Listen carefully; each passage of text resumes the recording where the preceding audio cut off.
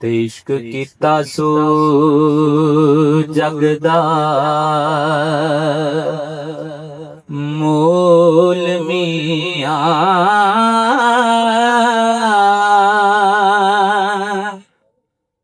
ਤੇ ਪਹਿਲਾਂ ਆਪ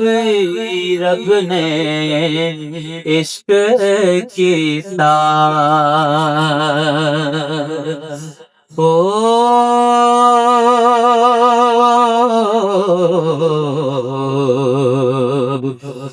ਤੇ ਦੂਜਾ ਇਸ਼ਕ ਹੈ ਨਬੀ ਰਸੂਲ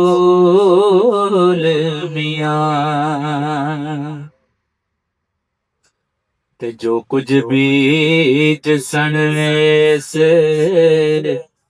ਜਹਾਨ ਉਤੇ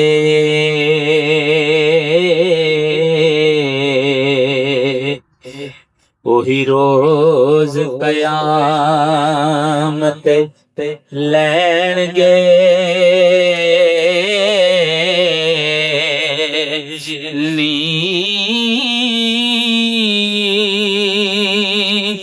ਤੇ ਬਦਲੇ ਮਿਲਣਗੇ ਕਰਨੀਆਂ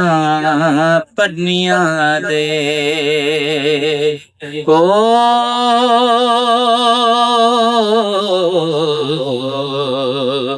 ਬੇਅਮਾਲ ਨਾਮੇ ਹੱਥੀ ਦੇਣਗੇ ਨੀ ਤੇ ਦੁਨੀਆਦਾਰ ਨਾਰੇਗਾ ਕੋਈ ਇੱਥੇ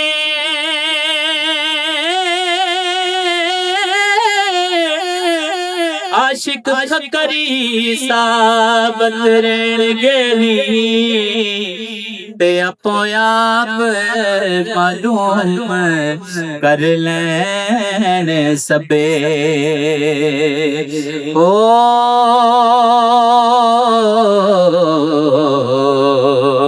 ਤੇ ਜਦੋਂ ਹਸ਼ਰ ਨੂੰ ਮਾਮਲੇ ਪੈਣਗੇ ਨੀ